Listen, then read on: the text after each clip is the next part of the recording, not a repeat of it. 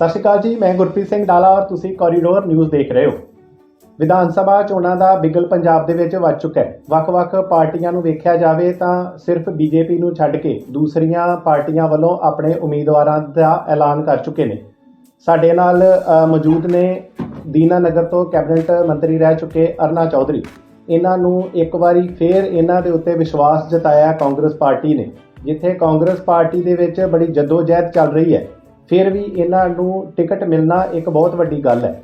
ਜੇ ਤੁਹਾਨੂੰ ਅਸੀਂ ਯਾਦ ਦਿਵਾ ਦਈਏ ਕਿ ਇਹ 5ਵੀਂ ਵਾਰ ਜਿਹੜਾ ਨੇ ਇੱਥੋਂ ਇਲੈਕਸ਼ਨ ਦੇ ਵਿੱਚ ਨੇ ਔਰ ਲੋਕਾਂ ਦੀ ਕਚਹਿਰੀ ਦੇ ਵਿੱਚ ਜਾਣਗੇ। ਸਭ ਤੋਂ ਪਹਿਲਾਂ ਤੁਹਾਡਾ ਸਵਾਗਤ ਕਰਦੇ ਹਾਂ ਜੀ ਕੋਰੀਡੋਰ ਨਿਊਜ਼ ਤੇ। Thank you. ਤੁਸੀਂ ਮੈਡਮ 5ਵੀਂ ਵਾਰ ਇਲੈਕਸ਼ਨ ਲੜ ਰਹੇ ਹੋ। ਕਿਤੇ ਨਾ ਕਿਤੇ ਤੁਹਾਡੇ ਲਈ ਇਹ ਬਹੁਤ ਛੋਟਾ ਸਵਾਲ ਹੈ, ਪਰ ਪੰਜਾਬ ਦੀ ਸਿਆਸਤ ਨੂੰ ਵੇਖਿਆ ਜਾਵੇ ਤਾਂ ਸਵਾਲ ਵੱਡਾ ਹੈ ਕਿ ਇਸ ਵਾਰੀ ਇਲੈਕਸ਼ਨ ਕਿੱਦਾਂ ਦੀਆਂ ਰਹਿਣਗੀਆਂ, ਤੁਹਾਨੂੰ ਕਿੱਦਾਂ ਦੀਆਂ ਕੋਈ ਮੁਸ਼ਕਲਾਂ ਪੇਸ਼ ਆਉਣਗੀਆਂ। ਕਿਤੇ ਨਾ ਕਿਤੇ ਕੋਵਿਡ ਦੀਆਂ ਇੰਟਰੈਕਸ਼ਨਸ ਵੀ ਨੇ ਨਾਲ ਚੱਲ ਰਹੀਆਂ, ਤੇ ਕਿੱਦਾਂ ਦੇਖਦੇ ਹੋ ਕਿ ਇਹ ਇਲੈਕਸ਼ਨ ਜਿਹੜਾ ਹੈ, ਹੋਰ ਵੀ ਬਹੁਤ ਸਾਰੀਆਂ ਨਵੀਆਂ ਪਾਰਟੀਆਂ ਰਵਾਇਤੀ ਪਾਰਟੀਆਂ ਨੂੰ ਛੱਡ ਕੇ ਇੱਥੇ ਮੌਜੂਦ ਨੇ ਇਸ ਸਮੇਂ ਇਲੈਕਸ਼ਨ ਦੇ ਵਿੱਚ, ਕਿੱਦਾਂ ਸਮਝਦੇ ਹੋ? ਦੇਖੋ, ਇੱਕ ਗੱਲ ਜ਼ਰੂਰ ਹੈ ਕਿ ਥੋੜਾ ਇਸ ਵਾਰੀ ਇੱਕ ਮਲਟੀ ਪ੍ਰੋਂਗਡ ਇਲੈਕਸ਼ਨ ਜਿਹਨੂੰ ਕਹਿ ਸਕਦੇ ਹਾਂ ਜੀ, ਕਿ ਕਿਉਂਕਿ ਪਹਿਲੇ ਜਿਵੇਂ ਅਕਾਲੀ ਦਲ ਔਰ ਬੀਜੇਪੀ ਇਕੱਠੇ ਇਲੈਕਸ਼ਨ ਲੜਦੇ ਸੀ ਔਰ ਬੀਜੇਪੀ 23 ਸੀਟਾਂ ਤੇ ਪੰਜਾਬ 'ਚ ਇਲੈਕਸ਼ਨ ਲੜਦੀ ਸੀ, ਪਰ ਇਸ ਵਾਰੀ ਕਿਉਂਕਿ ਉਹ ਅਲੱਗ-ਅਲੱਗ ਹੋ ਗਏ ਨੇ ਔਰ ਬੀਐਸਪੀ ਦੇ ਨਾਲ ਅਕਾਲੀ ਦਲ ਚੱਲ ਰਿਹਾ, ਉਹਨਾਂ ਦਾ ਸਮਝੌਤਾ ਹੋ ਗਿਆ ਔਰ ਹੁਣ ਬੀਜੇਪੀ ਨੂੰ 117 ਸੀਟਾਂ ਤੇ ਹੀ ਇਲੈਕਸ਼ਨ ਜਿਹੜਾ ਲੜਨਾ ਪਏਗਾ। ਥੋੜਾ ਅਲੱਗ ਜ਼ਰੂਰ ਹੋਏਗਾ, ਲੇਕਿਨ ਕੋਈ ਨਹੀਂ, ਇਲੈਕਸ਼ਨ ਤਾਂ ਇਲੈਕਸ਼ਨ ਹੀ ਹੈ। ਸੋ ਮੈਨੂੰ ਲੱਗਦਾ ਕਿ ਹਾਂ, ਇੱਕ ਗੱਲ ਜ਼ਰੂਰ ਹੈ ਕਿ ਕੋਵਿਡ ਦੀਆਂ ਗਾਈਡਲਾਈਨਸ ਨੂੰ ਸਾਨੂੰ ਪਾਲਣ ਕਰਨਾ ਪਏਗਾ। ਜਿਵੇਂ ਕਿ ਉਹਨਾਂ ਦੀ ਇੰਸਟਰਕਸ਼ਨ ਜਿਵੇਂ ਅੱਜ ਆਈਆਂ ਨੇ ਕਿ 100 ਤੋਂ ਜ਼ਿਆਦਾ ਗੈਦਰਿੰਗ ਅਗਰ ਤੁਸੀਂ ਬਾਹਰ ਕਿਤੇ ਕਰ ਰਹੇ ਹੋ ਤਾਂ ਨਹੀਂ ਹੋਣੀ ਚਾਹੀਦੀ, ਔਰ ਅਗਰ ਤੁਸੀਂ ਕਲੋਜ਼ਡ ਕਿਸੇ ਕਮਰੇ 'ਚ ਕਰ ਰਹੇ ਹੋ ਜਾਂ ਹਾਲ 'ਚ ਕਰ ਰਹੇ ਹੋ ਤਾਂ 50 ਤੋਂ ਜ਼ਿਆਦਾ ਜਿਹੜੀ ਹੈ 50% ਜਿਹੜੀ ਹੈ ਉਹ ਕਪੈਸਿਟੀ ਦੇ ਮੁਤਾਬਿਕ ਉਹ ਹੋਣੀ ਚਾਹੀਦੀ ਹੈ ਉੱਥੇ ਗੈਦਰਿੰਗ। ਸੋ ਇਹਨਾਂ ਚੀਜ਼ਾਂ ਦਾ ਅਸੀਂ ਜ਼ਰੂਰ ਪਾਲਣਾ ਕਰਾਂਗੇ ਔਰ ਬਾਕੀ ਜਿਵੇਂ ਅਸੀਂ ਇਲੈਕਸ਼ਨ ਮੁਹਿੰਮ ਸ਼ੁਰੂ ਸਾਰੀ ਪਾਰਟੀਜ਼ ਨੇ ਕਰ ਦਿੱਤੀ ਔਰ ਅਸੀਂ ਵੀ ਅੱਜ ਤੋਂ ਜਿਹੜੀ ਇਲੈਕਸ਼ਨ ਮੁਹਿੰਮ ਸ਼ੁਰੂ ਕਰ ਦਿੱਤੀ ਹੈ। ਮੈਨੂੰ ਕਾਫੀ ਦਿਲਚਸਪ ਰਹੇਗਾ ਮੁਕਾਬਲਾ। ਤੁਹਾਨੂੰ ਕੀ ਲੱਗਦਾ ਹੈ ਕਿ ਬਹੁਤ ਸਾਰੀਆਂ ਪਿਛਲੀਆਂ ਇਲੈਕਸ਼ਨ ਦੇ ਵਿੱਚ ਜਿਹੜੀਆਂ ਕਾਂਗਰਸ ਵੱਲੋਂ ਬਹੁਤ ਸਾਰੇ ਵਾਅਦੇ ਕੀਤੇ ਗਏ, ਬੜੇ ਸਾਰੇ ਨਿਭਾਏ ਵੀ ਗਏ, ਔਰ ਇਸ ਵਾਰ ਇੱਕ ਨਵਾਂ ਸਿਨੈਰੀਓ ਦੇਖਣ ਨੂੰ ਮਿਲ ਰਿਹਾ ਕਿ ਹਰ ਸਰਕਾਰ ਜਿਹੜੀ ਆਪਣਾ 5 ਸਾਲ ਦਾ ਹਿਸਾਬ ਲੈ ਕੇ ਲੋਕਾਂ ਕੋਲ ਜਾਂਦੀ ਹੈ, ਪਰ ਤੁਹਾਡੀ ਜਿਹੜੀ ਕਾਂਗਰਸ ਪਾਰਟੀ ਹੈ ਪੰਜਾਬ ਦੇ ਵਿੱਚ ਸਿਰਫ 100 ਦਿਨ ਦਾ ਹਿਸਾਬ ਦੇ ਰਹੀ ਹੈ। ਤੁਸੀਂ ਕੀ ਸੋਚਦੇ ਹੋ ਕਿ ਤੁਸੀਂ ਆਪਣੇ ਇਲਾਕੇ ਨੂੰ 5 ਸਾਲ ਦਾ ਹਿਸਾਬ ਦਿਓਗੇ ਜਾਂ ਸਿਰਫ 100 ਦਿਨ ਦਾ ਹੀ ਲਾਸਟ ਵਾਲਿਆਂ ਦਾ ਦਿਓਗੇ ਜੀ? ਮੈਂ ਤੇ ਪੂਰੇ 5 ਸਾਲ ਦਾ ਹਿਸਾਬ ਦਊਂਗੀ, ਕਿਉਂਕਿ ਇਹ ਜ਼ਰੂਰ ਹੈ ਕਿ ਪਹਿਲੇ ਦਿਨ ਜਦੋਂ 2017 'ਚ ਸਰਕਾਰ ਬਣੀ ਹੈ ਤੇ ਜਿਹੜੇ 9 ਮੰਤਰੀ ਪਹਿਲੇ ਦਿਨ ਜਿਨ੍ਹਾਂ ਨੇ ਸਹੁੰ ਚੱਕੀ ਸੀ ਕੈਪਟਨ ਅਮਰਿੰਦਰ ਸਿੰਘ ਜੀ ਦੇ ਨਾਲ, ਉਹਨਾਂ 'ਚੋਂ ਮੈਂ ਵੀ ਉਹਨਾਂ 9 ਦੇ ਵਿੱਚ ਇੱਕ ਸੀਗੀ। ਸੋ ਮੈਂ ਤਾਂ ਪਹਿਲੇ ਦਿਨ ਤੋਂ ਹੀ ਆਪਣੇ ਇਲਾਕੇ ਦੇ ਵਾਸਤੇ ਕਾਫੀ ਜਿਹੜੇ ਸੀ ਫੈਸਲੇ ਉਹ ਕੀਤੇ ਨੇ। ਜਿਵੇਂ ਕਿ ਜਦੋਂ ਪਹਿਲੀ ਵਾਰੀ ਹੀ ਕੈਪਟਨ ਸਾਹਿਬ 15 ਅਗਸਤ ਤੇ ਗੁਰਦਾਸਪੁਰ ਆਏ ਸੀ ਝੰਡਾ ਲਹਿਰਾਉਣ, ਉਦੋਂ ਹੀ ਸਬ ਡਿਵੀਜ਼ਨ ਗੁਰਦਾਸਪੁਰ ਜਿਹੜੀ ਉਹ ਅਨਾਊਂਸ ਕਰਕੇ ਗਏ ਸੀ। ਸੋ ਕੰਮ ਤੇ ਉਦੋਂ ਦਾ ਹੀ ਸ਼ੁਰੂ ਹੈ। ਹਾਂ, ਇਹ ਜ਼ਰੂਰ ਹੈ ਕਿ ਪਿਛਲੇ 3 ਮਹੀਨੇ ਦੇ ਨਾਲ ਥੋੜੀ ਜ਼ਿਆਦਾ ਸਪੀਡ ਦੇ ਨਾਲ ਕੰਮ ਹੋਇਆ, ਕਿਉਂਕਿ ਦਿਨ ਥੋੜੇ ਸੀ ਔਰ ਕੰਮ ਕਾਫੀ ਪੈਂਡਿੰਗ ਸੀਗਾ।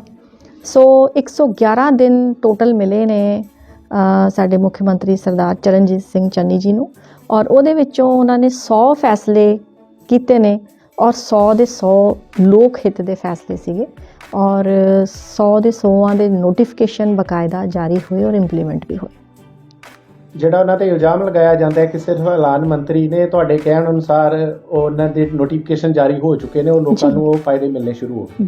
ਬਿਲਕੁਲ ਸ਼ੁਰੂ ਹੋ ਗਏ, ਕਿਉਂਕਿ ਜਿਵੇਂ ਸਭ ਤੋਂ ਜ਼ਿਆਦਾ ਸੀਗਾ ਜਿਵੇਂ ਬਿਜਲੀ ਦੇ ਬਿੱਲ ਸੀਗੇ, ਬਿਜਲੀ ਦੇ ਬਿੱਲ ਦੀ ਮਾਫੀ ਦੀ ਜੇ ਗੱਲ ਕਰੀਏ ਤੇ 2 ਕਿਲੋਵਾਟ ਦੇ ਤੇ ਉਹਨਾਂ ਨੇ ਪਿਛਲਾ ਜਿਹੜਾ ਬਕਾਇਆ ਸੀ ਉਹ ਵੀ ਮਾਫ ਹੋ ਗਿਆ, ਲੇਕਿਨ ਜਿਹੜਾ ਬਿੱਲ ਹੁਣ ਜਨਵਰੀ 'ਚ ਆਉਣਾ ਸੀਗਾ, ਕਿਉਂਕਿ ਨਵੰਬਰ 'ਚ ਫੈਸਲਾ ਹੋਇਆ ਤੇ 2 ਮਹੀਨੇ ਦੇ ਬਾਅਦ ਬਿੱਲ ਆਉਂਦਾ, ਜਿਹੜਾ ਜਨਵਰੀ 'ਚ ਬਿੱਲ ਆਏਗਾ ਉਹ 3 ਰੁਪਏ ਘੱਟ ਉਹਦਾ ਰੇਟ ਤੇ ਆ ਰਿਹਾ। ਔਰ ਬੜੀ ਖੁਸ਼ੀ ਦੀ ਗੱਲ ਹੈ ਕਿ ਪੂਰੇ ਹਿੰਦੁਸਤਾਨ 'ਚ ਸਭ ਤੋਂ ਘੱਟ ਬਿਜਲੀ ਦਾ ਰੇਟ ਜਿਹੜਾ ਪੰਜਾਬ 'ਚ ਹੈ। ਸੋ ਇਹ ਬਹੁਤ ਵੱਡੀ ਦੇਣ, ਹੋਰ ਵੀ ਬਹੁਤ ਸਾਰੇ ਉਹਨਾਂ ਨੇ ਅੱਛੇ ਲੋਕ ਹਿੱਤ ਦੇ ਵਿੱਚ ਫੈਸਲੇ ਲਏ ਹੈ। ਤੁਸੀਂ 5 ਸਾਲ ਦੇ ਹਿਸਾਬ ਦੀ ਗੱਲ ਕਰਦੇ ਹੋ ਜੀ ਤਾਂ ਕਿਤੇ ਨਾ ਕਿਤੇ ਤੁਹਾਡੇ ਵੱਲੋਂ ਦੀਨਾਨਗਰ ਨੂੰ ਸਬ ਡਿਵੀਜ਼ਨ ਦਾ ਦਰਜਾ ਤੇ ਦਵਾਇਆ ਹੀ ਗਿਆ, ਜੀ ਪਰ ਜਿਹੜਾ ਉਹਦਾ ਪ੍ਰਬੰਧਕੀ ਵਿਭਾਗ ਦੀ ਬਿਲਡਿੰਗ ਬਣੀ ਸੀ ਉਹਦਾ 2 ਵਾਰੀ ਨੀਂਹ ਪੱਥਰ ਰੱਖਿਆ ਗਿਆ, ਪਰ ਉਹ ਜ਼ਮੀਨ ਦੇ ਉੱਤੇ ਕਿਤੇ ਨਜ਼ਰ ਨਹੀਂ ਆ ਰਹੀ। ਕਿੱਦਾਂ ਲੈਂਦੇ ਹੋ? ਨਹੀਂ, ਇਸ ਤਰ੍ਹਾਂ ਹੈ ਕਿ ਜਦੋਂ ਅਸੀਂ ਨੀਂਹ ਪੱਥਰ ਰੱਖਿਆ ਜਿੱਥੇ ਕਿ ਡੰਪ ਹੈ, ਉਹ ਡੰਪ ਹੈ, ਲੇਕਿਨ ਅਸੀਂ ਕਾਫੀ ਕੀਨ ਸੀਗੇ ਕਿ ਉੱਥੇ ਹੀ ਬਣਨਾ ਚਾਹੀਦਾ ਕਿਉਂਕਿ ਉਹ ਮੇਨ ਰੋਡ ਤੇ ਸੀਗਾ। ਔਰ ਮੈਂ ਇਹ ਸੋਚਿਆ ਸੀ, ਮੇਰੀ ਇਹ ਸੋਚ ਸੀ ਕਿ ਸ਼ਾਇਦ ਇਹ ਡੰਪ ਵੀ ਇਹਦੀ ਵਜ੍ਹਾ ਨਾਲ ਇਹ ਖਤਮ ਹੋ ਜਾਏਗਾ, ਅਸੀਂ ਕਿਤੇ ਹੋਰ ਸ਼ਿਫਟ ਕਰ ਲਾਂਗੇ ਕਿਉਂਕਿ ਮੇਨ ਰੋਡ ਤੇ ਉਹ ਠੀਕ ਨਹੀਂ ਸੀ ਲੱਗਦਾ ਦੇਖਣ 'ਚ, ਸ਼ਹਿਰ ਦੇ ਵਿੱਚ ਐਂਟਰ ਕਰਦੇ ਹੀ ਉਹ ਠੀਕ ਨਹੀਂ ਲੱਗਦਾ ਸੀ। ਲੇਕਿਨ ਜਦੋਂ ਅਸੀਂ ਉੱਥੇ ਨੀਂਹ ਪੱਥਰ ਰੱਖਿਆ, ਪ੍ਰਪੋਜ਼ਲ ਬਣੀ, ਲੇਕਿਨ ਡਿਪਾਰਟਮੈਂਟ PWD ਡਿਪਾਰਟਮੈਂਟ ਸੀਗਾ ਜਿਹੜੀ ਨੋਡਲ ਏਜੰਸੀ ਸੀ, ਉਹਨਾਂ ਨੇ ਕਿਹਾ ਕਿ ਇਹਦੀ ਜਿਹੜਾ ਉਹਦਾ ਵੇਟ ਹੈ ਬਿਲਡਿੰਗ ਦਾ, ਉਹ ਬੇਅਰਿੰਗ ਕਪੈਸਿਟੀ ਉਹਦੀ ਜਿਹੜੀ ਹੈ, ਜਦੋਂ ਉਹਨਾਂ ਨੇ ਦੇਖੀ ਉਹਨਾਂ ਨੇ ਕਿਹਾ ਕਿ ਬਹੁਤ ਡੀਪ ਜਾਣਾ ਪਏਗਾ ਕਿਉਂਕਿ ਇਸ ਡੰਪ ਦੇ ਵਜ੍ਹਾ ਦੇ ਨਾਲ ਉਹ ਜ਼ਮੀਨ ਇੰਨੀ ਪੁਖਤਾ ਨਹੀਂ ਹੈ ਤੇ ਅਸੀਂ ਕੋਈ ਗਰੰਟੀ ਨਹੀਂ ਦੇ ਸਕਦੇ ਕਿ ਅਗਰ ਇੰਨਾ ਪੈਸਾ ਵੀ ਲੱਗੇਗਾ ਔਰ ਪੈਸਾ ਵੀ ਡਿਊੜਾ ਲੱਗੇਗਾ, ਜਿੰਨਾ ਤੁਹਾਡਾ ਬਜਟ ਹੈ ਉਸ ਤੋਂ ਜ਼ਿਆਦਾ ਲੱਗੇਗਾ। ਸੋ ਫਿਰ ਅਸੀਂ ਬਹੁਤ ਵਿਚਾਰ ਵਿਮਰਸ਼ ਕੀਤਾ ਕਿ ਕਿਉਂ ਨਾ ਅਸੀਂ ਸਾਈਟ ਜਿਹੜੀ ਹੈ ਉਹਦੀ ਚੇਂਜ ਕਰ ਲਿੱਤੀ ਜਾਏ। ਫਿਰ ਅਸੀਂ ਬਿਹਤਰ ਇਹੀ ਸੋਚਿਆ, ਸਾਰੇ ਲੋਕਾਂ ਦੇ ਨਾਲ ਸਲਾਹ ਕਰਨ ਦੇ ਬਾਅਦ ਟੈਕਨੀਕਲ ਪੁਆਇੰਟ ਆਫ ਵਿਊ ਦੇ ਨਾਲ ਉੱਥੇ ਬਿਲਡਿੰਗ ਜਿਹੜੀ ਬਣਨੀ ਉਹ ਨਹੀਂ ਸੀ, ਸਹੀ ਨਹੀਂ ਸੀ। ਫਿਰ ਉਹਨਾਂ ਨੇ ਇਹ ਵੀ ਗੱਲ ਕਹੀ ਕਿ ਇਹਦੀ ਕੋਈ ਅਸੀਂ ਗਰੰਟੀ ਵੀ ਨਹੀਂ ਲੈ ਸਕਦੇ ਬਿਲਡਿੰਗ ਦੀ, ਕਿ ਹੋ ਸਕਦਾ ਬਿਲਡਿੰਗ 'ਚ ਕੱਲ੍ਹ ਨੂੰ ਕ੍ਰੈਕਸ ਆ ਜਾਣ ਜਾਂ ਕੁਛ ਆ ਜਾਏ ਤੇ ਫਿਰ ਸਾਡੇ ਉਹ ਠੀਕ ਨਹੀਂ ਰਹੇਗਾ ਕਿ ਪੈਸਾ ਸਰਕਾਰ ਦਾ ਕਿਉਂ ਵੇਸਟ ਕਰਨਾ। ਫਿਰ ਅਸੀਂ ਉਹਦੀ ਸਾਈਟ ਚੇਂਜ ਕਰਕੇ ਨਵੀਂ ਜਗ੍ਹਾ ਉਹ ਜਿਹੜਾ ਨੀਂਹ ਪੱਥਰ ਜਿਹੜਾ ਉਹ ਰੱਖਿਆ ਔਰ ਹੁਣ ਉਹ ਕੰਮ ਚੱਲ ਰਿਹਾ। ਪਿਛਲੇ ਸਮਿਆਂ ਦੇ ਪੈਸੇ ਆ ਚੁੱਕੇ ਹੈ। ਪਿਛਲੇ ਸਮਿਆਂ ਦੇ ਵਿੱਚ ਜੇ ਵੇਖਿਆ ਜਾਵੇ ਤਾਂ ਤੁਹਾਨੂੰ ਅਲੱਗ-ਅਲੱਗ ਡਿਪਾਰਟਮੈਂਟ ਦਿੱਤੇ ਗਏ। ਸ਼ੁਰੂ ਵਿੱਚ ਤੁਸੀਂ ਐਜੂਕੇਸ਼ਨ ਮਿਨਿਸਟਰ ਰਹੇ, ਉਹਦੇ ਤੋਂ ਬਾਅਦ ਤੁਸੀਂ ਟਰਾਂਸਪੋਰਟੇਸ਼ਨ ਨਾਲ ਜੁੜ ਗਏ, ਉਹਦੇ ਤੋਂ ਬਾਅਦ ਤੁਹਾਨੂੰ ਮਾਲ ਵਿਭਾਗ ਦਿੱਤਾ ਗਿਆ, ਸੋਸ਼ਲ ਸਿਕਿਉਰਿਟੀ ਵੀ। ਹਾਂਜੀ, ਸੋਸ਼ਲ ਸਿਕਿਉਰਿਟੀ ਵੀ ਮਿਲੀ। ਹਾਂ, ਸੋਸ਼ਲ ਸਿਕਿਉਰਿਟੀ ਵਿੱਚ ਵੀ ਤੁਸੀਂ ਵੂਮਨ ਐਮਪਾਵਰਮੈਂਟ ਵਿੱਚ ਵੀ ਨਾਲ ਤੁਸੀਂ ਰਹੇ। ਹਾਂਜੀ, ਕਿੱਦਾਂ ਸਮਝਦੇ ਹੋ ਕੋਈ ਬਹੁਤ ਵੱਡੇ ਐਲਾਨ ਤੁਹਾਡੇ ਵੱਲੋਂ ਨਹੀਂ ਕੀਤੇ ਗਏ ਜਾਂ ਜਿਹੜਾ ਸੀ ਕਿਤੇ ਨਾ ਕਿਤੇ ਇਹ ਸਵਾਲ ਮੇਰਾ ਤਾਂ ਆਇਆ ਤੁਹਾਨੂੰ ਕਿ ਆਮ ਆਦਮੀ ਪਾਰਟੀ ਵਾਲੇ ਕਹਿ ਰਹੇ ਨੇ ਕਿ ਅਸੀਂ 34,000 ਕਰੋੜ ਰੁਪਏ ਦੀ ਜਿਹੜੀ ਕਰਪਸ਼ਨ ਹੈ ਉਹਨੂੰ ਰੋਕ ਕੇ ਔਰ ਲੋਕਾਂ ਨੂੰ ਉਹ ਜਿਹੜਾ ਪੈਸਾ ਆ ਉਹਦਾ ਲੋਕਾਂ ਨੂੰ ਫਾਇਦਾ ਹੋਏਗਾ, ਤੇ ਉਹਦਾ 34,000 ਕਰੋੜ ਰੁਪਇਆ ਉਹਦੇ ਵਿੱਚ ਕਿਤੇ ਨਾ ਕਿਤੇ ਸਾਡੇ ਇਸ ਇਲਾਕੇ ਦਾ ਵੀ ਹਿੱਸਾ ਹੈਗਾ ਉਸ ਕਰਪਸ਼ਨ ਦੇ ਵਿੱਚ। ਕਿੱਦਾਂ ਸਮਝਦੇ ਹੋ? ਦੇਖੋ, ਮੈਂ ਤੇ ਐਸੀ ਕੋਈ ਗੱਲ ਨਹੀਂ ਸੁਣੀ। ਅਗਰ ਉਹਨਾਂ ਨੇ ਕਿਹਾ ਤੇ ਉਹਨਾਂ ਨੇ, ਮੈਨੂੰ ਇਹ ਹੈਰਾਨੀ ਹੈ ਕਿ 34,000 ਕਰੋੜ ਉਹਨਾਂ ਨੇ ਕੈਲਕੂਲੇਟ ਕਿਵੇਂ ਕੀਤਾ? 34,000 ਕਰੋੜ। ਚਲੋ ਐਨੀਵੇਜ਼, ਚਲੋ ਜੋ ਵੀ ਹੈ, ਵਿਰੋਧੀ ਪਾਰਟੀਆਂ ਨੇ ਤੇ ਕੁਛ ਨਾ ਕੁਛ ਕਹਿਣਾ ਹੀ ਹੁੰਦਾ ਹੈ। ਦੇਖੋ, ਜੋ ਵੀ ਰਜਿਸਟਰੀ ਹੁੰਦੀ ਹੈ ਉਹ ਤੇ ਕੰਟਰੋਲ ਰੇਟ ਤੇ ਹੁੰਦੀ ਹੈ, ਜੋ ਵੀ ਉਹਨਾਂ ਦਾ ਫਿਕਸ ਰੇਟ ਹੈ ਉਹਦੇ ਤੇ ਹੁੰਦੀ ਹੈ, ਉਸ ਤੋਂ ਘੱਟ ਜਾਂ ਜ਼ਿਆਦਾ ਨਹੀਂ ਹੋ ਸਕਦੀ। ਸੋ ਅਗਰ ਕੋਈ ਆਪਣੀ ਸਰਵਿਸਿਜ਼ ਦੇਣ ਵਾਸਤੇ ਕਿਸੇ ਅਫਸਰ ਨੂੰ ਪੈਸੇ ਆਫਰ ਕਰਕੇ ਉਹਨੇ ਆਪਣਾ ਕੰਮ ਜਲਦੀ ਕਰਵਾ ਲਿਆ, ਸੋ ਮੈਂ ਸਮਝਦੀ ਹਾਂ ਕਿ ਇਹ ਉਹਦੀ ਆਪਣੀ ਸੋਚ ਹੈ ਕਿ ਅਗਰ ਉਹਨੇ ਸੋਚੇ, ਜਿਵੇਂ ਹੁਣ ਅਸੀਂ ਕੋਈ ਰੇਲਵੇ ਦੀਆਂ 에ਅਰ ਟਿਕਟਸ ਬੁੱਕ ਕਰਾਉਂਦੇ ਹਾਂ ਤੇ ਕਿਸੇ ਏਜੰਸੀ ਨੂੰ ਅਸੀਂ ਹਾਇਰ ਕਰਦੇ ਹਾਂ ਕਿ ਉਹ ਆਪਣੇ ਸਰਵਿਸ ਚਾਰजेस ਲੈ ਲੈਂਦਾ। ਅਗਰ ਇਸ ਤਰ੍ਹਾਂ ਦਾ ਕੋਈ ਡਿਪਾਰਟਮੈਂਟ ਨੇ ਆਪਣਾ ਕੰਮ ਜਲਦੀ ਕਰਵਾਉਣ ਵਾਸਤੇ ਕਿਸੇ ਨੂੰ ਕੁਝ ਆਫਰ ਕੀਤਾ ਹੈ, ਉਹ ਪਰਸਨਲ ਲੈਵਲ ਤੇ ਉਹਨੇ ਕੀਤਾ ਹੋਏਗਾ, ਬਟ ਅਦਰਵਾਈਜ਼ ਐਸੀ ਕੋਈ ਗੱਲ ਨਹੀਂ ਹੈ। ਮੈਨੂੰ ਲੱਗਦਾ ਕਿ ਇਹ ਐਵੇਂ ਇੱਕ ਭੁਲੇਖਾ ਜਿਹਾ, ਦੇਖੋ ਪਾਰਟੀਆਂ ਦੇ ਬਹੁਤ ਕੁਝ ਕਹਿੰਦੀਆਂ ਨੇ, ਵਿਰੋਧੀ ਪਾਰਟੀਆਂ ਖਾਸ ਤੌਰ ਤੇ, ਕਿਉਂਕਿ ਉਹਨਾਂ ਨੇ ਕੰਮ ਤੇ ਕੁਝ ਕੀਤਾ ਨਹੀਂ ਹੁੰਦਾ, ਸੋ ਉਹ ਸਿਰਫ ਨੁਕਸ ਕੱਢ ਸਕਦੀਆਂ ਨੇ। ਮੈਂ ਤੇ ਜਿਵੇਂ ਤੁਸੀਂ ਹੁਣੇ ਮੈਨੂੰ ਪੁੱਛਿਆ ਕਿ ਮੇਰੇ ਕੋਲ ਕਾਫੀ ਡਿਪਾਰਟਮੈਂਟਸ ਦਾ ਵੱਖ-ਵੱਖ ਤਜਰਬਾ ਮੇਰੇ ਕੋਲ ਰਿਹਾ, ਔਰ ਮੈਂ ਹਰ ਡਿਪਾਰਟਮੈਂਟ ਨੂੰ ਹਰ ਪੋਰਟਫੋਲੀਓ ਨੂੰ ਮੈਂ ਇੱਕ ਚੈਲੰਜ ਦੇ ਰੂਪ 'ਚ ਲਿਆ। ਜਿਵੇਂ ਮੇਰੇ ਕੋਲ ਐਜੂਕੇਸ਼ਨ ਡਿਪਾਰਟਮੈਂਟ ਰਿਹਾ, ਉਦੋਂ ਹੀ ਟ੍ਰਾਂਸਫਰ ਪੋਲਿਸੀ ਔਰ ਪ੍ਰੀ ਪ੍ਰਾਇਮਰੀ ਕਲਾਸਿਸ ਮੈਂ ਸ਼ੁਰੂ ਕਰਾਈਆਂ, ਔਰ ਮੈਨੂੰ ਲੱਗਦਾ ਹੈ ਕਿ ਇਹ ਹਿੰਦੁਸਤਾਨ ਦੇ ਵਿੱਚ ਪਹਿਲੀ ਵਾਰ ਪੰਜਾਬ ਸਟੇਟ ਨੇ ਲੀਡ ਲਈ ਸੀ ਕਿ ਪ੍ਰੀ ਪ੍ਰਾਇਮਰੀ ਜਿਹੜਾ ਆ ਉਹ ਪੰਜਾਬ ਨੇ ਸ਼ੁਰੂ ਕੀਤਾ, ਔਰ ਸਾਡਾ ਸਾਰਾ ਹੀ ਜਿਹੜਾ ਪ੍ਰੋਜੈਕਟ ਹੈ ਔਰ ਇਹ ਗਵਰਨਮੈਂਟ ਆਫ ਇੰਡੀਆ ਨੇ ਅਡੋਪਟ ਕੀਤਾ, ਕਿਉਂਕਿ ਵੀ ਵਰ ਦ ਲੀਡਰਸ ਇਨ ਦੈਟ, ਅਸੀਂ ਉਹਨੂੰ ਲੀਡ ਕੀਤਾ ਇਸ ਪ੍ਰੋਜੈਕਟ ਨੂੰ। ਮੈਨੂੰ ਬਹੁਤ ਖੁਸ਼ੀ ਹੈ ਕਿ ਗਰੀਬ ਦਾ ਬੱਚਾ ਵੀ ਪ੍ਰੀ ਪ੍ਰਾਇਮਰੀ ਕਿਉਂ ਨਹੀਂ ਪੜ੍ਹ ਸਕਦਾ, ਕਿਉਂ ਸਾਡੇ ਜਿਹੜੇ ਅਫੋਰਡ ਨਹੀਂ ਕਰ ਸਕਦੇ ਉਹ ਕਿਉਂ 6 ਸਾਲ ਤੱਕ ਬੱਚੇ ਨੂੰ ਘਰ ਬਿਠਾ ਕੇ ਰੱਖਣ, ਕਿਉਂ ਪ੍ਰੀ ਪ੍ਰਾਇਮਰੀ ਕਲਾਸਿਸ ਜਿਹੜੀਆਂ ਪਲੇਵੇ ਤਰੀਕੇ ਨਾਲ ਉਹ ਆਪਣੇ ਬੱਚਿਆਂ ਨੂੰ ਕਿਉਂ ਨਹੀਂ ਪੜ੍ਹਾ ਸਕਦੇ, ਜਿਹੜੇ ਅਫੋਰਡ ਕਰ ਸਕਦੇ ਆ ਉਹਨਾਂ ਦੇ ਹੀ ਬੱਚੇ ਕਿਉਂ ਜਾਣਗੇ। ਪ੍ਰੀ ਪ੍ਰਾਇਮਰੀ ਦੇ ਵਿੱਚ। ਸੋ ਇਸ ਕਰਕੇ ਮੈਨੂੰ ਲੱਗਦਾ ਕਿ ਮੈਨੂੰ ਬੜੀ ਸੈਟੀਸਫੈਕਸ਼ਨ ਇਸ ਗੱਲ ਦੀ ਕਿ ਕਾਫੀ ਜਿਹੜੇ ਸਰਵਿਸ ਰੂਲਸ ਵੀ ਅਸੀਂ 19 ਸਰਵਿਸ ਰੂਲਸ ਜਿਹੜੇ ਉਹ ਚੇਂਜ ਕੀਤੇ, ਜਿਹੜੇ ਅੱਜ ਦੇ ਜ਼ਮਾਨੇ 'ਚ 1935 ਦੇ ਬਣੇ ਸਰਵਿਸ ਰੂਲ ਸੀਗੇ ਔਰ ਉਹਨਾਂ ਨੂੰ ਉਹ ਅੱਜ ਦੇ ਜ਼ਮਾਨੇ 'ਚ ਇਰਰੈਲੇਵੈਂਟ ਹੈ। ਸੋ ਉਹਨਾਂ ਨੂੰ ਵੀ ਅਸੀਂ ਚੇਂਜ ਕੀਤਾ, ਬਕਾਇਦਾ ਕੈਬਨਿਟ 'ਚ ਲਿਆ ਕੇ ਉਹਨਾਂ ਨੂੰ ਅਪਰੂਵਲ ਉਹਨਾਂ ਨੂੰ ਕੀਤੀ, ਉਹਨੂੰ ਫਾਈਨ ਟਿਊਨ ਕੀਤਾ ਗਿਆ। ਔਰ ਇਸੇ ਤਰ੍ਹਾਂ ਮੇਰੇ ਕੋਲ ਟਰਾਂਸਪੋਰਟ ਵੀ ਕੁਝ ਦੇਰ ਵਾਸਤੇ ਰਿਹਾ। ਉਦੋਂ ਮੇਰੀ ਇਹ ਸੋਚ ਸੀ ਕਿ ਅਗਰ ਅਸੀਂ ਪ੍ਰਾਈਵੇਟ ਓਪਰੇਟਰਸ ਦੇ ਨਾਲ ਲੀਡ ਕਰਨਾ ਹੈ, ਪ੍ਰਾਈਵੇਟ ਬਿਜ਼ਨਸਮੈਨਾਂ ਨਾਲ, ਅਗਰ ਪ੍ਰਾਈਵੇਟ ਜਿਹੜੇ ਬੱਸਿਸ ਦੇ ਵਿੱਚ ਟਰਾਂਸਪੋਰਟ ਦਾ ਬਿਜ਼ਨਸ ਕਰਦੇ ਨੇ, ਅਗਰ ਉਹਨਾਂ ਦੇ ਨਾਲ ਅਸੀਂ ਕੰਪੀਟ ਕਰਨਾ ਤੇ ਸਾਨੂੰ ਆਪਣੇ ਆਪ ਨੂੰ ਅੱਗੇ ਵਧਾਉਣਾ ਪਏਗਾ, ਆਪਣੇ ਫਲੀਟ ਨੂੰ ਵਧਾਉਣਾ ਪਏਗਾ, ਤਾਂ ਹੀ ਅਸੀਂ ਕੰਪੀਟ ਕਰ ਪਾਵਾਂਗੇ। ਸੋ 300 ਬੱਸਾਂ ਪਾਉਣ 'ਚ ਮੈਂ ਕਾਮਯਾਬ ਹੋਈ ਉਹਨਾਂ ਦਿਨਾਂ ਦੇ ਵਿੱਚ ਕਿ ਅਸੀਂ ਆਪਣੇ ਬੱਸਾਂ, ਔਰ ਇਹ ਸੀਗਾ ਫੇਜ਼ਿਸ ਦੇ ਵਿੱਚ ਅਸੀਂ ਹੋਰ ਵੀ ਬੱਸਾਂ ਪਾਵਾਂਗੇ। ਸੋ 300 ਬੱਸਾਂ ਅਸੀਂ ਉਸ ਦੌਰਾਨ ਮੈਂ ਪਾਈਆਂ। ਉਹਦੇ ਬਾਅਦ ਸੋਸ਼ਲ ਸਿਕਿਉਰਿਟੀ ਬੜਾ ਸੈਟੀਸਫਾਈਂਗ ਰਿਹਾ ਮੇਰੇ ਵਾਸਤੇ, ਕਿਉਂਕਿ ਔਰਤਾਂ ਦੇ ਨਾਲ ਰਿਲੇਟਿਡ ਡਿਪਾਰਟਮੈਂਟ ਸੀਗਾ। ਔਰ ਮੈਨੂੰ ਸਭ ਤੋਂ ਜ਼ਿਆਦਾ ਖੁਸ਼ੀ ਹੈ ਕਿ ਵਿਮਨ ਐਮਪਾਵਰਡ ਦੇ ਉੱਤੇ ਕਾफ़ी ਸੈਮੀਨਾਰਸ ਔਰ ਕਾफ़ी ਪ੍ਰੋਗਰਾਮਸ ਜਿਹੜੇ ਆ ਉਹ ਮੈਂ ਆਰਗੇਨਾਈਜ਼ ਵੀ ਕਰਾਏ ਔਰ ਉਹਦੇ ਵਿੱਚ ਬਹੁਤ ਪਾਰਟਿਸਿਪੇਟ ਵੀ ਕੀਤਾ। ਔਰ ਸਭ ਤੋਂ ਜ਼ਿਆਦਾ ਮੈਨੂੰ ਖੁਸ਼ੀ ਹੈ ਕਿ ਜਿਹੜੇ ਸਮਾਜ ਦੇ ਵਿੱਚ ਡਿਜ਼ਰਵ ਕਰਦੇ ਆ ਲੋਕ, ਜਿਵੇਂ ਬਜ਼ੁਰਗ ਹੈ, ਵਿਧਵਾ ਔਰਤਾਂ ਨੇ, ਯਤੀਮ ਬੱਚੇ ਹੈ ਔਰ ਜਿਹੜੇ ਦਿਵਿਆਂਗ ਨੇ, ਹੈਂਡੀਕੈਪ ਲੋਕ ਨੇ, ਉਹਨਾਂ ਵਾਸਤੇ ਉਹਨਾਂ ਨੂੰ ਸਮਾਜ ਦੇ ਮੇਨ ਸਟ੍ਰੀਮ 'ਚ, ਮੁੱਖ ਧਾਰਾ 'ਚ ਜੋੜਨ ਵਾਸਤੇ ਥੋੜ੍ਹਾ ਜਿਹਾ ਫਾਈਨੈਂਸ਼ੀਅਲ ਪੁਸ਼ ਕਰਨ ਦੀ ਜ਼ਰੂਰਤ ਹੁੰਦੀ ਹੈ, ਥੋੜ੍ਹਾ ਜਿਹਾ ਆਰਥਿਕ ਰੂਪ 'ਚ ਮਦਦ ਦੀ ਲੋੜ ਹੁੰਦੀ ਹੈ। ਮੈਨੂੰ ਇਸ ਗੱਲ ਦੀ ਬਹੁਤ ਖੁਸ਼ੀ ਹੈ ਕਿ ਜਦੋਂ ਸਾਡੀ ਸਰਕਾਰ 2017 'ਚ ਬਣੀ ਸੀ ਉਦੋਂ 500 ਰੁਪਇਆ ਪੈਨਸ਼ਨ ਸੀ। ਅਸੀਂ ਪਹਿਲੇ ਹੀ ਕੈਬਨਿਟ ਮੀਟਿੰਗ 'ਚ ਉਹਨੂੰ 750 ਕਰ ਦਿੱਤਾ ਔਰ ਫਿਰ ਮੈਂ ਬਹੁਤ ਐਫਰਟ ਕਰਕੇ ਹੁਣ ਅਸੀਂ 1500 ਰੁਪਇਆ ਪਰ ਮੰਥ ਹਰ ਇਹਨਾਂ ਲੋਕਾਂ ਨੂੰ ਜਿਹੜੇ ਡਿਜ਼ਰਵ ਕਰਦੇ ਆ ਉਹਨਾਂ ਦੀ ਪੈਨਸ਼ਨ ਲਗਾ ਦਿੱਤੀ ਹੈ। ਜਦੋਂ ਪਾਵਰਮੈਂਟ ਦੀ ਗੱਲ ਕਰਦੇ ਹੋ ਜੀ, ਤੁਹਾਡੇ ਇਲਾਕੇ ਦੇ ਵਿੱਚ ਇੱਕ ਇਕਲੌਤਾ ਪੋਲੀਟੈਕਨਿਕ ਕਾਲਜ ਸੀ ਫॉर ਵੂਮੈਨਸ, ਫॉर ਲੜਕੀਆਂ ਦੇ ਵਾਸਤੇ, ਉਹਨੂੰ ਬਦਲ ਕੇ ਉਹਨੂੰ ਜਿਹੜਾ ਹੈ ਉਹ ਇੱਕ ITI ਦਾ ਰੂਪ ਦੇ ਦਿੱਤਾ ਗਿਆ।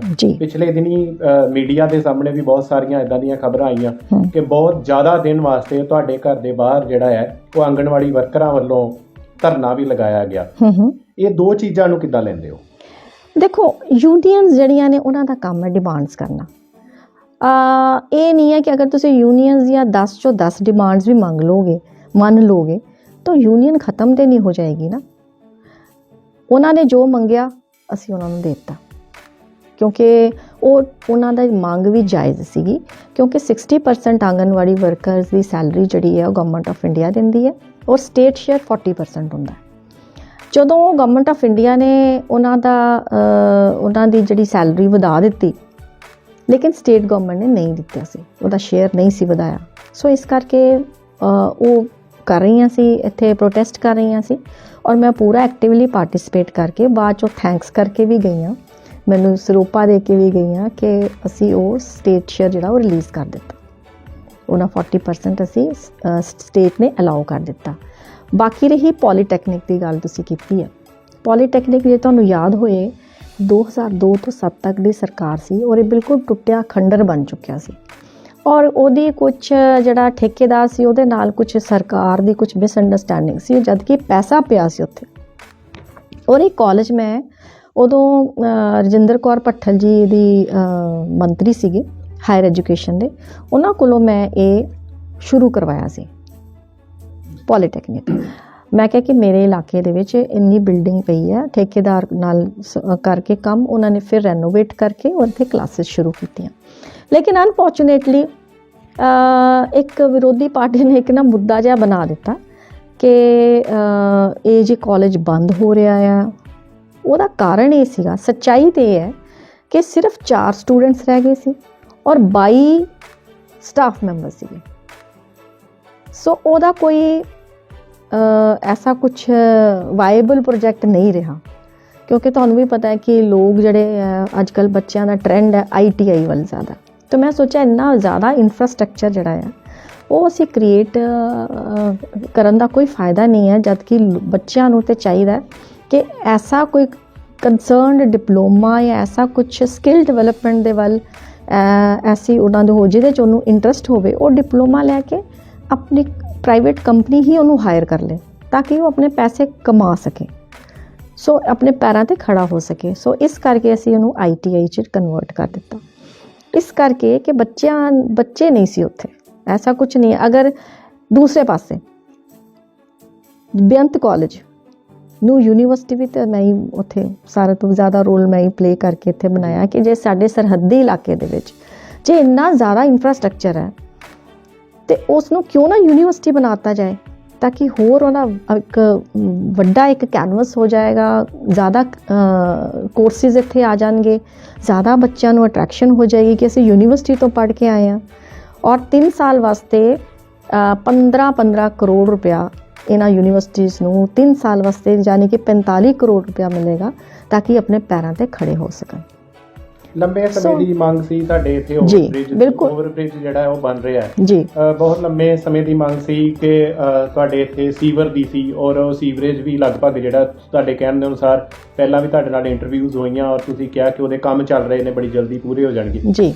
ਪਰ ਇਦਾਂ ਕਿਉਂ ਹੋਇਆ ਕਿ ਦੀਨਾਨਗਰ ਦਾ ਇੱਕ ਲੌਤਾ ਬੱਸ ਸਟੈਂਡ ਜਿਹੜਾ ਹੈ ਉੱਥੇ ਲੋਕਾਂ ਨੂੰ ਪਖਾਨਿਆਂ ਤੱਕ ਦੀ ਪ੍ਰੋਬਲਮ ਆ ਗਈ ਔਰ ਉੱਥੇ ਕਿਸੇ ਨੂੰ ਕੋਈ ਬਿਲਡਿੰਗ ਨਹੀਂ ਹੁਣ ਤੱਕ ਦਿਖੀ, ਔਰ ਬੜੀ ਜਲਦਬਾਜ਼ੀ ਦੇ ਵਿੱਚ ਬਿਲਕੁਲ ਇਲੈਕਸ਼ਨ ਦੇ ਦਿਨਾਂ ਦੇ ਵਿੱਚ ਉਹਦਾ ਜਿਹੜਾ ਆ ਉਹ ਉਦਘਾਟਨ ਕੀਤਾ ਗਿਆ। ਇਹ ਇਲੈਕਸ਼ਨ ਸਟੰਟ ਸੀ ਜਾਂ ਨਹੀਂ? ਐਸੇ ਇਲੈਕਸ਼ਨ ਸਟੰਟ ਨਹੀਂ, ਮੈਂ ਕਦੀ ਵੀ ਇਲੈਕਸ਼ਨ ਸਟੰਟ ਨਹੀਂ ਕੀਤਾ। ਜਦ ਤੱਕ ਕਿ ਮੇਰੇ ਕੋਲ ਪੂਰਾ ਪ੍ਰੋਜੈਕਟ ਪਾਸ ਹੋ ਕੇ ਉਹਦੇ ਪੈਸੇ ਨਾ ਆ ਜਾਣ ਉਦੋਂ ਤੱਕ ਮੈਂ ਕਦੀ ਵੀ ਨੀਂਹ ਪੱਥਰ ਨਹੀਂ ਰੱਖਦੀ, ਕਿਉਂਕਿ ਅਸੀਂ ਤਾਂ ਕੰਮ ਕਰਕੇ ਦਿਖਾਉਂਦੇ ਹਾਂ। ਕੋਈ ਇਹ ਐਸਾ ਕੋਈ ਵੀ ਮੈਂ ਵਾਅਦਾ ਅੱਜ ਤੱਕ ਐਸਾ ਕੋਈ ਪ੍ਰੋਜੈਕਟ ਐਸਾ ਨਹੀਂ ਹੈ ਜਿਹੜਾ ਕਿ ਇਨਕੰਪਲੀਟ ਮੈਂ ਛੱਡਿਆ ਹੋਵੇ।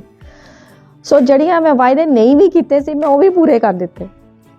ਸੋ ਐਸੀ ਗੱਲ ਨਹੀਂ ਹੈ। ਹਾਂ, ਇਹਦੇ 'ਚ ਕਿਆ ਸੀਗਾ ਕਿ ਪਹਿਲੇ ਜਦੋਂ ਅਸੀਂ ਇਹ ਪ੍ਰੋਜੈਕਟ ਸ਼ੁਰੂ ਕੀਤਾ ਸੀ ਉਦੋਂ ਸਰਕਾਰ ਕੋਲ ਇੰਨੇ ਪੈਸੇ ਨਹੀਂ ਸੀ।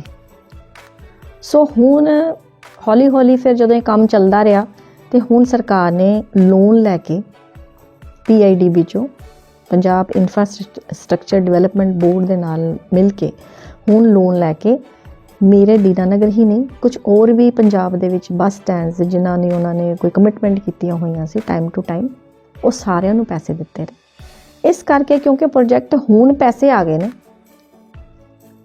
2 ਕਰੋੜ 80 ਲੱਖ ਰੁਪਇਆ ਸੈਂਕਸ਼ਨ ਹੋਇਆ ਔਰ ਇਹ ਪੈਸੇ ਆ ਗਏ ਨੇ, ਉਹ ਤਾਂ ਕਰਕੇ ਅਸੀਂ ਨੀਂਹ ਪੱਥਰ ਰੱਖਿਆ। ਐਸਾ ਨਹੀਂ ਹੈ ਕਿ ਪੈਸੇ ਨਹੀਂ ਆਏ हैं, ਪੈਸੇ ਉਹਨਾਂ ਕੋਲ ਆ ਚੁੱਕੇ हैं। ਹੁਣ ਮੈਨੂੰ ਲੱਗਦਾ ਕਿ ਟੈਂਡਰ ਵੀ ਸ਼ਾਇਦ ਖੁੱਲ ਗਿਆ, ਮੈਂ ਇਸ ਦੇ ਬਾਰੇ 'ਚ ਮੈਨੂੰ ਹੁਣ ਪਤਾ ਨਹੀਂ ਹੈ ਕਿ ਲੇਟੈਸਟ ਪੋਜੀਸ਼ਨ ਕੀ ਹੈ, ਲੇਕਿਨ ਨੀਂਹ ਪੱਥਰ ਮੈਂ ਉਦੋਂ ਹੀ ਰੱਖਦੀ ਹਾਂ ਜਦੋਂ ਪੈਸੇ ਪੂਰੇ ਉਸ ਕਿਸੇ ਖਾਸ ਪ੍ਰੋਜੈਕਟ ਵਾਸਤੇ ਆ ਜਾਂਦੇ ਆ। ਪਿਛਲੇ 5 ਸਾਲ ਤੁਹਾਡੀਆਂ ਖੱਟੀਆਂ ਮਿੱਠੀਆਂ ਜ਼ਿਆਦਾ ਰਹੀਆਂ। ਅਗਲੇ ਜਿਹੜਾ ਇਲੈਕਸ਼ਨ ਲੜ ਰਹੇ ਹੋ ਇਹਦੇ ਵਿੱਚ ਲੋਕਾਂ ਦੇ ਵਿੱਚ ਕਿੱਦਾਂ ਦਾ ਏਜੰਡਾ ਲੈ ਕੇ ਜਾ ਰਹੇ ਹੋ? ਰੋਡ ਮੈਪ ਕੀ ਹੈ ਜਾਂ ਕੀ ਲੋਕਾਂ ਨੂੰ ਜਿਹੜਾ ਤੁਸੀਂ ਸ਼ੁਰੂ ਕੀਤਾ ਪ੍ਰੋਜੈਕਟ ਤੁਹਾਡਾ ਫਲਾਈਓਵਰ ਅਗਲੇ 5 ਸਾਲਾਂ 'ਚ ਪੂਰਾ ਹੋ ਪਾਏਗਾ? ਜਿਹੜਾ ਸੀਵਰ, ਬਹੁਤ ਸਾਰੇ ਲੋਕ ਇੱਦਾਂ ਦੇ ਵੀ ਨੇ ਜਿਹੜੇ ਸੀਵਰ ਦੇ ਨਾਲ ਨਹੀਂ ਜੁੜ ਪਾਏ, ਦੀਨਾਨਗਰ ਦੇ ਕੁਝ ਆਲੇ ਦੁਆਲੇ ਦੇ ਇਲਾਕਿਆਂ ਦੇ, ਉਹਨਾਂ ਨੂੰ ਸੀਵਰ ਮਿਲ ਪਾਏਗਾ? ਨਸ਼ਾ ਮੁਕਤ ਤੁਸੀਂ ਆਪਣਾ ਇਲਾਕਾ ਕਰ ਪਾਓਗੇ? ਰੋਜ਼ਗਾਰ ਦਾ ਮੁੱਦਾ ਹੈ, ਲੋਕਾਂ ਨੂੰ ਰੋਜ਼ਗਾਰ ਮਿਲ ਪਾਏਗਾ? ਜਾਂ ਜਿਹੜਾ ਨੀਂਹ ਪੱਥਰ ਤੁਸੀਂ ਫਿਰ ਪ੍ਰਬੰਧਕੀ ਵਿਭਾਗ ਦਾ ਰੱਖਿਆ ਉਹਦਾ ਅਗਲਾ ਨੀਂਹ ਪੱਥਰ ਰੱਖਿਆ ਜਾਏਗਾ ਜਾਂ ਜੀ ਉਹ ਪੂਰੀ ਹੋ ਜਾਏਗੀ? ਅਗਲਾ ਰੋਡ ਮੈਪ ਕੀ ਹੈ? ਕੀ ਲੋਕਾਂ ਦੇ ਵਿੱਚ ਕਿੱਦਾਂ ਜਾ ਰਹੇ ਹੋ ਔਰ ਕਿਉਂ ਲੋਕ ਤੁਹਾਨੂੰ ਜਿਹੜਾ ਹੈ ਉਹ ਇੱਕ ਵਾਰ ਹੋਰ ਮੌਕਾ ਦੇਣਗੇ? ਇਹਦੇ ਲਈ ਕੋਈ ਅਪੀਲ ਲੋਕਾਂ ਨੂੰ ਕਰਨੀ ਚਾਹੁੰਦੇ ਹੋ? ਦੇਖੋ, ਇਸ ਤਰ੍ਹਾਂ ਹੈ ਕਿ ਹਰ ਪਿੰਡ, ਮੇਰੇ ਕੋਲ 247 ਪੰਚਾਇਤਾਂ ਨੇ, ਹਰ ਪਿੰਡ ਦੇ ਵਿੱਚ solar lights, park, open gym, ਗਲੀਆਂ ਨਾਲੀਆਂ, ਕਮਿਊਨਿਟੀ ਹਾਲ, ਇਹ ਸਾਰੀਆਂ ਚੀਜ਼ਾਂ ਹਰ ਪਿੰਡ 'ਚ ਬਣ ਰਹੀਆਂ ਨੇ। ਔਰ ਨਾਲ ਹੀ ਨਾਲ ਛੱਪੜ ਜਿਨ੍ਹਾਂ ਦਾ ਅੱਜ ਤੱਕ ਕਦੀ ਸਫਾਈ ਨਹੀਂ ਹੋਈ, ਥਾਪਰ ਮਾਡਲ ਦੇ ਛੱਪੜ ਜਿਹੜੇ ਨੇ ਉਹ ਵੀ ਬਣਾਏ ਗਏ ਨੇ ਤਾਂ ਕਿ ਪਾਣੀ ਸ਼ੁੱਧ ਹੋ ਕੇ ਇਰੀਗੇਸ਼ਨ ਵਾਸਤੇ ਵੀ ਯੂਜ਼ ਹੋ ਸਕਦਾ ਹੈ, ਸਿੰਚਾਈ ਵਾਸਤੇ ਯੂਜ਼ ਹੋ ਸਕਦਾ ਹੈ। ਬਾਕੀ ਤੁਸੀਂ ਗੱਲ ਕੀਤੀ ਹੈ ਫਲਾਈਓਵਰ, ਠੀਕ ਹੈ, ਇਹ ਡਿਲੇ ਜ਼ਰੂਰ ਹੋ ਗਿਆ। ਉਹ ਇਸ ਕਰਕੇ ਕਿਉਂਕਿ ਕੋਵਿਡ ਦਾ ਕਿਸੇ ਨੂੰ ਪਤਾ ਨਹੀਂ ਸੀ ਔਰ ਸਾਰੀ ਲੇਬਰ ਜਿਹੜੀ ਯੂਪੀ ਦੀ ਲੱਗੀ ਹੋਈ ਸੀ, ਸਾਰੀ ਲੇਬਰ ਜਿਹੜੀ ਵਾਪਸ ਚਲੀ ਗਈ ਸੀ ਪਿੰਡਾਂ 'ਚ, ਇਸ ਕਰਕੇ ਉਹਨੂੰ ਵਾਪਸ ਆਉਣ 'ਚ, ਔਰ ਤੁਹਾਨੂੰ ਵੀ ਪਤਾ ਕਿ ਅਸੀਂ ਸਾਰੇ ਬਹੁਤ ਇੱਕ ਬੁਰੇ ਦੌਰ 'ਚੋਂ ਨਿਕਲੇ ਹਾਂ।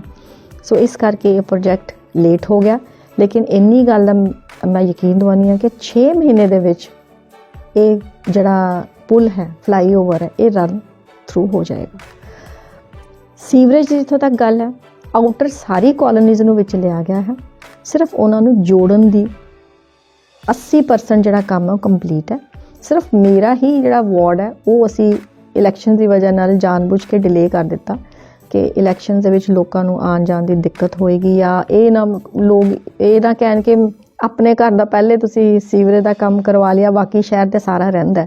ਸੋ ਇਸ ਚੀਜ਼ ਨੂੰ ਅਵੋਇਡ ਕਰਨ ਵਾਸਤੇ ਇਹ ਅਸੀਂ ਥੋੜ੍ਹਾ ਜਿਹਾ ਇਹ ਵੀ ਡਿਲੇ ਹੋ ਗਿਆ, ਲੇਕਿਨ ਬਹੁਤ ਜਲਦ ਕੰਮ ਤੇ ਲਗਾਤਾਰ ਚੱਲ ਰਿਹਾ ਔਰ ਬਹੁਤ ਜਲਦ ਇਹ ਸਾਰਾ ਹੀ ਕਨੈਕਟ ਜਿਹੜਾ ਹੈ ਸੀਵਰ ਜਿਹੜਾ ਹੈ ਚਾਲੂ ਹੋ ਜਾਏਗਾ। ਇਹ ਸਿਰਫ 2 ਜਾਂ 3 ਮਹੀਨੇ ਦੀ ਗੱਲ ਹੈ।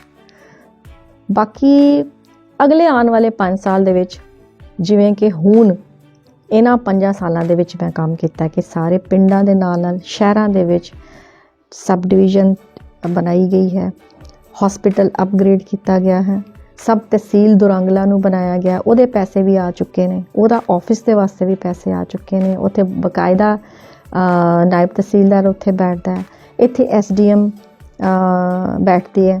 ਸੋ ਇਹ ਚੀਜ਼ਾਂ ਨੇ ਜਿਹੜੀਆਂ ਕਿ ਬਹੁਤ ਬੜੇ ਕੰਮ ਨੇ। ਇਹ ਨਹੀਂ ਹੈ ਕਿ ਕਿਸੇ ਦੀਆਂ ਗਲੀ ਨਾਲੀ ਬਣ ਗਈ ਤੇ ਬਸ ਕੰਮ ਖਤਮ ਹੋ ਗਿਆ, ਉਹ ਵੀ ਜ਼ਰੂਰੀ ਨੇ ਆਪਣੀ ਜਗ੍ਹਾ, ਲੇਕਿਨ ਜਿਹੜੇ ਕਿਸੇ ਇਲਾਕੇ ਦਾ, ਕਿਸੇ ਕੌਂਸਟੀਚੁਐਂਸੀ ਨੂੰ ਅਪਗ੍ਰੇਡ ਕਰਨਾ, ਉਹ ਸਭ ਤੋਂ ਵੱਡਾ ਕੰਮ ਹੁੰਦਾ ਹੈ। ਕਿਉਂਕਿ ਜੇ ਆਪਣਾ ਇਲਾਕਾ ਅਪਗ੍ਰੇਡ ਹੋਏਗਾ ਤੇ ਉਹਦੇ ਨਾਲ ਜੁੜੀਆਂ ਹੋਈਆਂ ਫੈਸਿਲਿਟੀਜ਼ ਉਹ ਆਪਣੇ ਆਪ ਉੱਥੇ ਆ ਜਾਣਗੀਆਂ। ਜਿਵੇਂ ਕਿ ਇੱਕ ਹਰ ਸਬ ਡਿਵੀਜ਼ਨ 'ਚ ਸਰਕਾਰ ਦਾ ਕਾਨੂੰਨ ਹੈ ਕਿ ਹਰ ਸਬ ਡਿਵੀਜ਼ਨ 'ਚ ਇੱਕ ਡਿਗਰੀ ਕਾਲਜ ਹੋਣਾ ਚਾਹੀਦਾ। ਸੋ ਜਦੋਂ ਮੇਰਾ ਦੀਨਾਨਗਰ ਅਪਗ੍ਰੇਡ ਹੋਇਆ ਤੇ ਨਾਲ ਹੀ ਡਿਗਰੀ ਕਾਲਜ ਬਣ ਗਿਆ। ਸੋ ਬਿਆਨਪੁਰ ਦੇ ਵਿੱਚ ਡਿਗਰੀ ਕਾਲਜ ਖੁੱਲ੍ਹ ਗਿਆ, ਉੱਥੇ ਵੀ ਮੈਂ ਜਾ ਕੇ ਇਨੋਗਰੇਟ ਕਰਕੇ ਆਈ ਹਾਂ ਕਿਉਂਕਿ ਉਹ ਬਿਲਡਿੰਗ ਵੀ ਬਣ ਚੁੱਕੀ ਹੈ, ਕਲਾਸਿਸ ਵੀ ਸ਼ੁਰੂ ਹੋ ਗਈਆਂ ਇਸ ਸੈਸ਼ਨ ਤੋਂ। ਸੋ ਹੌਲੀ ਹੌਲੀ ਜਿਹੜੀਆਂ ਇਸ ਤਰ੍ਹਾਂ ਦੀਆਂ ਚੀਜ਼ਾਂ ਨੇ ਜਿਹੜੀਆਂ ਇਹ ਬਹੁਤ ਵੱਡੇ ਪ੍ਰੋਜੈਕਟ ਨੇ, ਇਹ ਕੋਈ ਛੋਟੇ ਪ੍ਰੋਜੈਕਟ ਨਹੀਂ ਹੈ ਕਿ ਆਰਾਮ ਨਾਲ ਹੋ ਜਾਣੇ, ਇਹਨਾਂ ਚੀਜ਼ਾਂ ਨੂੰ ਟਾਈਮ ਲੱਗਦਾ। ਸੋ ਜਿਵੇਂ ਇਹ ਸਭ 5 ਸਾਲਾਂ ਦੇ ਵਿੱਚ ਅਸੀਂ ਦੀਨਾਨਗਰ ਦੀ ਨੁਹਾਰ ਬਦਲਣ ਦੀ ਕੋਸ਼ਿਸ਼ ਕੀਤੀ ਹੈ ਔਰ ਵੱਡੇ ਕੰਮ ਇੱਥੇ ਲੈ ਕੇ ਆਏ ਹਾਂ। ਔਰ ਮੇਰੇ ਲੋਕ ਮੈਨੂੰ ਇੱਕ ਵਾਰੀ ਫੇਰ ਮੌਕਾ ਦੇਣਗੇ ਤਾਂ ਮੈਂ ਇਸ ਤੋਂ ਵੀ ਵੱਧ ਕੇ ਹੋਰ ਵੀ ਜ਼ਿਆਦਾ ਜਿਹੜੇ ਕੰਮ ਨੇ ਉਹ ਦੀਨਾਨਗਰ ਦੀ ਤਰੱਕੀ ਦੇ ਵਾਸਤੇ, ਹਲਕੇ ਦੀ ਤਰੱਕੀ ਵਾਸਤੇ ਕਰਾਂਗੀ। ਔਰ ਜਿਵੇਂ ਕਿ ਮੇਰਾ ਇੱਕ ਡ੍ਰੀਮ ਸੀਗਾ ਕਿ ਦੀਨਾਨਗਰ ਜਿਹੜੀ ਇਹਦੀ ਪਹਿਚਾਣ ਆਪ ਬਣਨੀ ਚਾਹੀਦੀ ਹੈ। ਔਰ ਹਾਂ, ਇੱਕ ਗੱਲ ਮੈਂ ਸਭ ਤੋਂ ਜ਼ਿਆਦਾ, ਕਿਉਂਕਿ ਸ਼ਹਿਰ ਦੇ ਵਿੱਚ ਕੋਈ ਵੀ ਪਾਰਕ ਨਹੀਂ ਸੀ, ਸੋ ਮੈਂ ਬਿਜਲੀ ਬੋਰਡ ਤੋਂ ਇਹ ਜਿਹੜੀ ਜਗ੍ਹਾ ਹੈ ਸਰਕਾਰ ਨੇ ਹੀ ਖਰੀਦੀ ਔਰ ਸਰਕਾਰ ਨੇ ਹੀ ਉਹਨੂੰ ਡਿਵੈਲਪ ਕਰਨ ਦੇ ਪੈਸੇ ਦਿੱਤੇ। ਔਰ ਮੈਨੂੰ ਲੱਗਦਾ ਕਿ ਸ਼ਾਇਦ ਇਹ ਪਹਿਲਾ ਹੀ ਕੇਸ ਹੋਏਗਾ ਕਿ ਜਿਹੜੀ ਕਿਸੇ ਡਿਪਾਰਟਮੈਂਟ ਨੇ ਜ਼ਮੀਨ ਦੂਸਰੇ ਡਿਪਾਰਟਮੈਂਟ ਨੂੰ ਦਿੱਤੀ ਹੋਵੇ। ਸੋ ਇਸ ਕਰਕੇ ਮੈਂ ਵੀ ਸਮਝਦੀ ਹਾਂ ਕਿ ਇੱਕ ਅੱਛਾ, ਮੈਨੂੰ ਬਹੁਤ ਸੈਟਿਸਫੈਕਸ਼ਨ ਹੈ ਕਿ ਮੈਂ ਜਿਹੜੇ ਕੰਮ ਸੋਚੇ ਵੀ ਨਹੀਂ ਸੀ ਉਹ ਵੀ ਮੈਂ ਪੂਰਾ ਕਰਨ 'ਚ ਕਾਮਯਾਬ ਹੋ ਗਈ ਹਾਂ। ਸੋ ਮੈਨੂੰ ਇੱਕ ਡਿਵੈਲਪਮੈਂਟ ਦੀ ਮੈਨੂੰ ਇੱਕ ਸ਼ੌਕ ਹੈ ਕਿ ਮੇਰੇ ਇਲਾਕੇ 'ਚ ਵੱਧ ਤੋਂ ਵੱਧ ਡਿਵੈਲਪਮੈਂਟ ਜਿਹੜੀ ਹੋਏ, ਜਿਹੜੀ ਆਉਣ ਵਾਲੇ ਸਮੇਂ 'ਚ ਵੀ ਮੈਂ ਇਸੇ ਤਰ੍ਹਾਂ ਕਰਾਂਗੀ। ਇਹ ਸਨ ਸ਼੍ਰੀਮਤੀ ਅਰੁਣਾ ਚੌਧਰੀ, ਜਿਨ੍ਹਾਂ ਨੇ ਆਪਣੇ ਕੰਮ ਤਾਂ ਤੁਹਾਨੂੰ ਬਣਾਏ, ਜਿੱਥੇ ਵਿਰੋਧੀਆਂ ਵੱਲੋਂ ਵੱਖ-ਵੱਖ ਸਟੇਜਾਂ ਦੇ ਉੱਤੇ ਜਿੱਦਾਂ ਦੇ ਇਹਨਾਂ ਦੇ ਪ੍ਰਤੀ ਸਵਾਲ ਖੜੇ ਕੀਤੇ ਜਾਂਦੇ ਨੇ, ਸਾਡੀ ਕੋਸ਼ਿਸ਼ ਸੀ ਉਹ ਸਾਰੇ ਸਵਾਲਾਂ ਦੇ ਜਵਾਬ ਤੁਹਾਨੂੰ ਦਿੱਤੇ ਜਾਣ। ਆਉਣ ਵਾਲੇ ਜਿਹੜੇ 5 ਸਾਲ ਨੇ ਉਹਨਾਂ ਲਈ ਵੀ ਇਹਨਾਂ ਕੋਲ ਰੋਡ ਮੈਪ ਤਿਆਰ ਹੈ ਔਰ ਜਿੱਥੋਂ ਤੱਕ ਅਪਗ੍ਰੇਡ ਕਰਨ ਦੀ ਗੱਲ ਹੈ ਆਪਣੇ ਹਲਕੇ ਨੂੰ, ਇਹਨਾਂ ਨੇ ਆਪਣੀ ਪੂਰੀ ਕੋਸ਼ਿਸ਼ ਕੀਤੀ ਹੈ। ਜੇਕਰ ਤੁਹਾਨੂੰ ਵੀ ਲੱਗਦਾ ਹੈ ਕਿ ਇਹਨਾਂ ਦੇ ਤੁਹਾਡੇ ਸਵਾਲਾਂ ਦੇ ਜਵਾਬ ਦੇਣ ਦੇ ਵਿੱਚ ਇਹ ਸਮਰੱਥ ਨੇ ਔਰ ਆਉਣ ਵਾਲੇ 5 ਸਾਲਾਂ ਦੇ ਵਿੱਚ ਵੀ ਇਹ ਸਮਰੱਥ ਰਹਿਣਗੇ, ਤਾਂ ਤੁਸੀਂ ਉਹਨਾਂ ਨੂੰ ਵੋਟਾਂ ਦੇ ਵਿੱਚ ਤਬਦੀਲ ਕਰ ਸਕਦੇ ਹੋ। ਪਰ ਜੇਕਰ ਤੁਹਾਡੇ ਜ਼ਿਹਨ ਦੇ ਵਿੱਚ ਫਿਰ ਵੀ ਕੋਈ ਸਵਾਲ ਹੈ ਤਾਂ ਤੁਸੀਂ ਖੜਾ ਕਰੋ ਸਾਡੇ ਨਾਲ। ਅਸੀਂ ਆਉਣ ਵਾਲੇ ਦਿਨਾਂ ਦੇ ਵਿੱਚ ਜ਼ਰੂਰਤ ਪਈ ਤਾਂ ਫਿਰ ਕੋਸ਼ਿਸ਼ ਕਰਾਂਗੇ ਤੁਹਾਡੇ ਜਵਾਬ ਲੈਣ ਦੀ। ਆਪਣੇ ਸਹਿਯੋਗੀ ਰਾਜੇਸ਼ ਅਰੂਣਾ ਦੇ ਨਾਲ ਗੁਰਪ੍ਰੀਤ ਸਿੰਘ ਡਾਲਾ, ਕੋਰੀਡੋਰ ਨਿਊਜ਼, ਦੀਨਾਨਗਰ।